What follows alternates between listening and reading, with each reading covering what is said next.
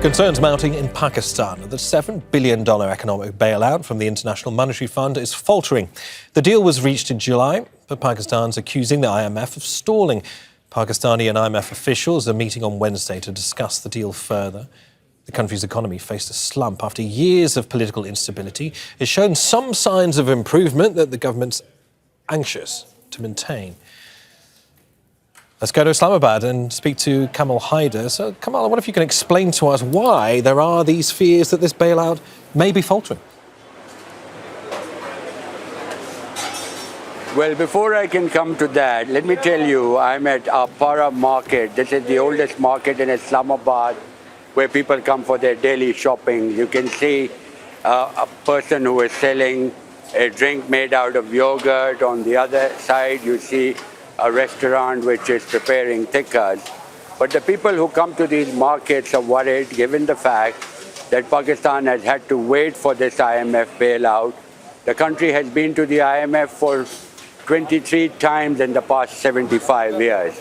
But people today will tell you that it is now beyond their means to be able to even continue with their normal lives because of runaway inflation, high taxes, because the IMF package comes with strings attached. It means that Pakistan government will have to generate more revenue, and they're doing so by taxing the people, which in turn is affecting small businesses, fruit sellers, vegetable shops. Whoever we've been talking to will tell you that it has now become almost impossible to survive. But why does the country keep going back to the IMF? We've been talking to economists who say that Pakistan has got used to begging for loans. It is borrowing money in order to pay interest on previous borrowings. And that, of course, means that the country will have to think seriously about structural reforms. They tell you the country cannot continue to survive on IMF bailouts. It has to come out with a concrete plan to address the problems and to alleviate the suffering of the people. And Kamal, remind us how precisely dependent Pakistan is on all of this international money. Well, Pakistan depends on friendly countries who, of course, have now agreed once again to roll over the loans that they've given to Pakistan just to keep Pakistan's economy just barely on the surface and to help it from not sinking into the depths of economic collapse. But it is definitely having a deep impact on a population of 250 million people. They cannot pay their electricity bills, they cannot survive, and that now is having a knock-on effect on the people's mental health, as we find out by meeting families in the city of Lahore. Nearly 15 million people live in Lahore, the capital of Pakistan's Punjab province. The city is a major industrial and economic hub, but it's also home to a growing number of poor people. Mohammad Bhutta and his family live in a makeshift shelter in the shadow of a partly constructed apartment block, exposed to the scorching heat of summer and the icy cold of winter. He and his 7 children make a meager living by collecting plastic bottles to sell for recycling. On a good day, they earn 1,000 rupees, which is less than $3.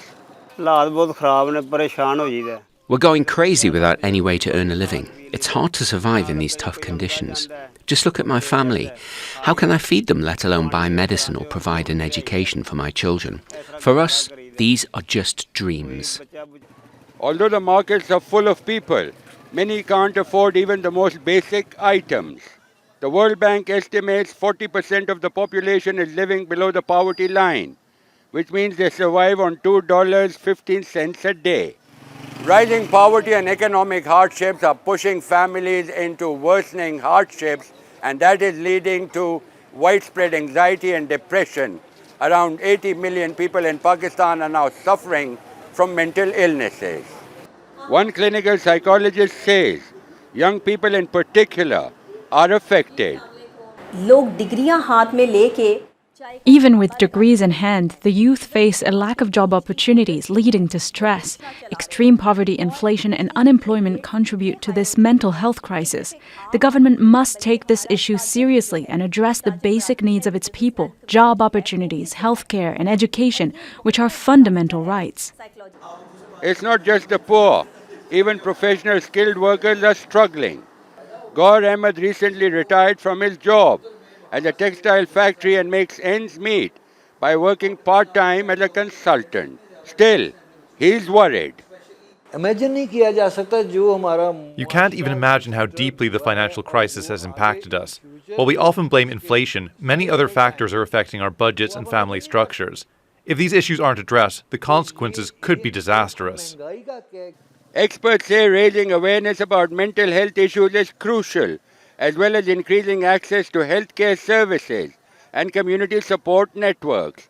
Kamal, Hyder, Al Jazeera, Lahore, Pakistan.